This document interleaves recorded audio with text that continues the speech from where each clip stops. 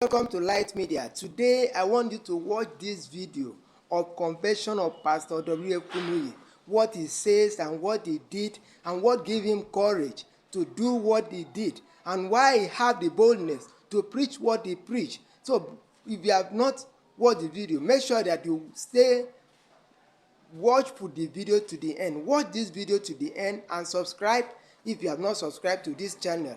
Click the notification button. And also, don't forget to share to your friends and like it. God bless you. Acts chapter 24. I'm reading here from verse 16. Herein do I exercise myself, to have always a conscience void of offense toward God and toward men. Herein, since I knew the Lord, herein, in this way, in this understanding, I exercise myself. You understand exercise? Like you are running, exercise. Like you are jogging, exercise. Like you are swimming, exercise. Like you're on a treadmill and you're moving as if you're walking some distance, exercise. You're punching bags, exercise, so that your blood in your veins will run well. Everything will be all right. I'll be sound and healthy. But you know sometimes something about exercise. Look at that verse 16 again. And herein do I exercise myself. Nobody can do exercise for you. You have to do the exercise by yourself.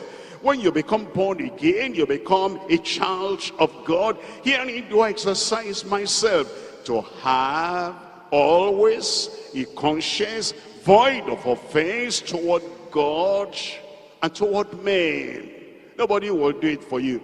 You have to maintain that good conscience every time, by yourself, as nobody can breathe for you on your behalf.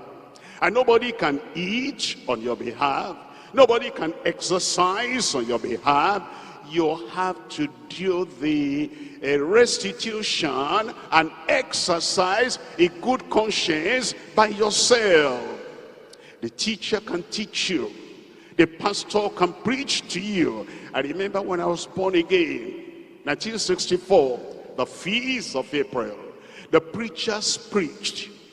The teachers taught, but they didn't know what I'd done, that I'd taken library books from my school, in the secondary school, never returned them.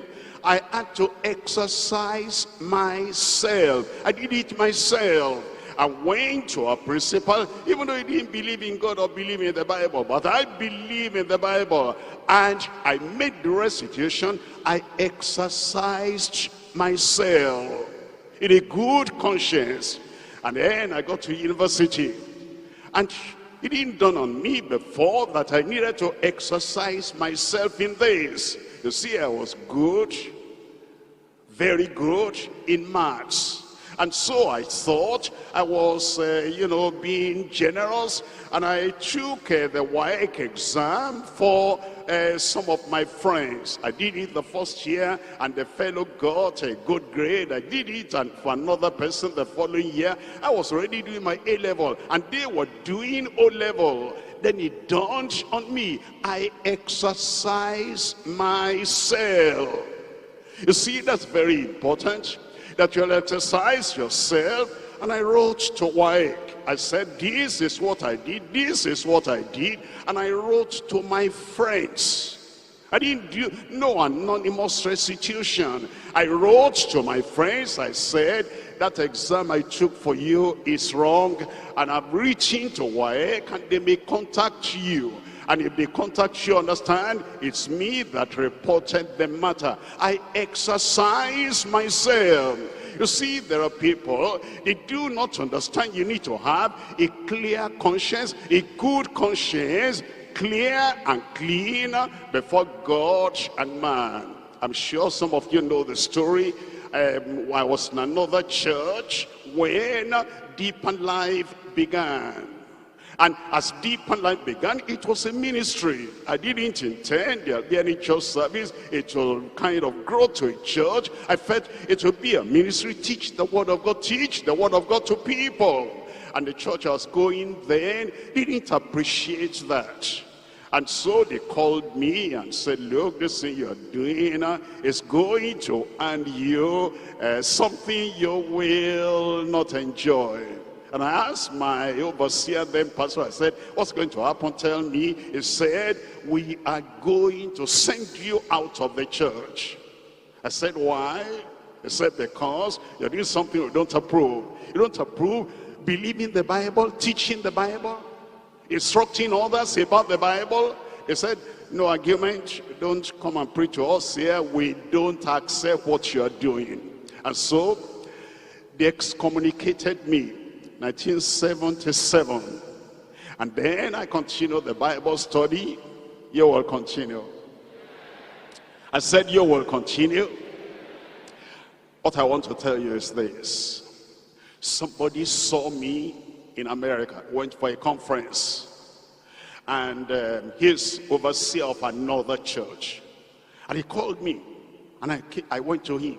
He said, I heard that church such and such, that church, and he lambasted that church, and he abused that church, insulted that church, and said, I learned that they excommunicated you, and they sent you away. That is wrong. I said, hold on. They were right. They called me. They warned me. And they told me that what I was doing was not in line with their church policy. They're right.